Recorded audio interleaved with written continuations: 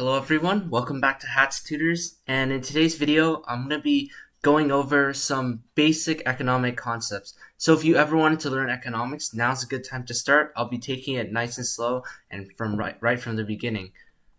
Alright, so what is economics itself? So economics is actually the study of how society allocates its scarce resources, which pretty much just means, as we're all aware, we have to make choices on how we spend the resources that we have access to.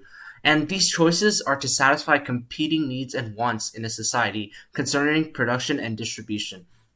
So I'm not going to get into more detail here because, in my opinion, this is pretty much all you need to know to start learning economics. But of course, if you're interested in actually learning more in depth, you can definitely go look it up, but I won't be going over it in this video. So anyways, that's pretty much what economics is. It's pretty much studying how we choose to use our scarce resources in our society.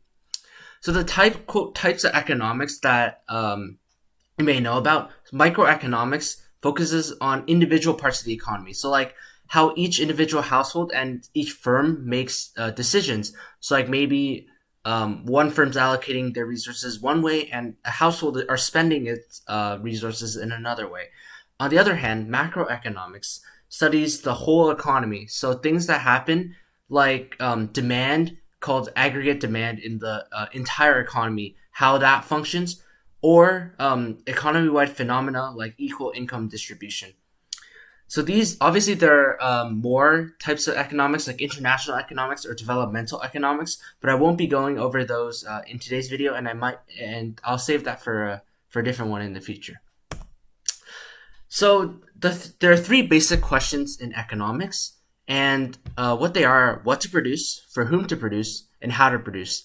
So these three questions must be addressed every time we consider how to allocate our scarce resources. So the first question, what to produce? So like, what are we going to produce in our society? Like, what do we need? Do we need like medicine? Do we need food? Stuff like that. For whom to produce? So like, who's going to be receiving the product that we're producing in our economy? And how to produce. So how best to use our scarce resources in a way to produce, get the most output, or the most efficient way to actually produce our materials. So in short, that's pretty much the three things that are considered when making an economic decision. So the scarce resources that I mentioned earlier are all listed here. We have land, labor, capital, entrepreneurship, abbreviated as LLCE. So with land, that's literally the land that we're using. So like maybe it's the soil that we use for growing food, or it's like the ocean that we're using for our water, for example, just an example.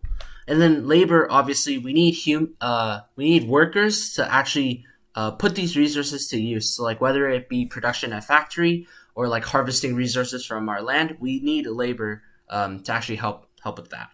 Next is capital. Capital is like the machinery that we use in our production, and these could be like farmers' tools, or they could be like huge machines in factories that are used to produce things.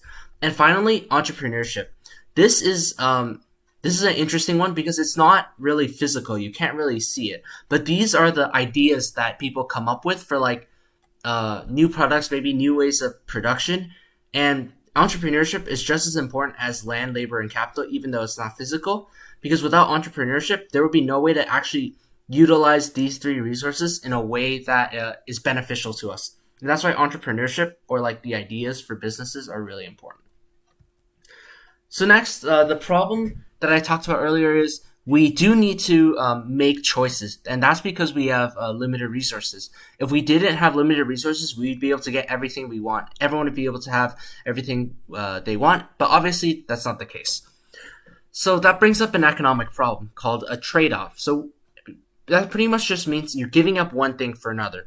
For example, if you're the government, you have to decide whether you just invest in the country's healthcare or their education system.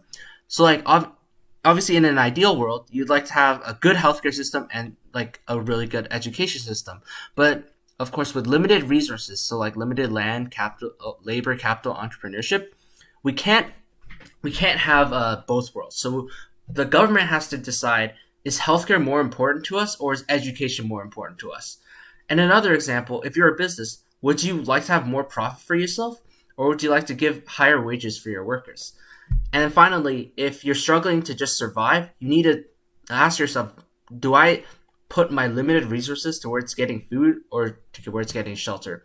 And all of these are just examples of problems in economics that come up called trade-offs, where you have to decide which would be the best use of your resources and which would give you the most satisfaction from what you're trying to do.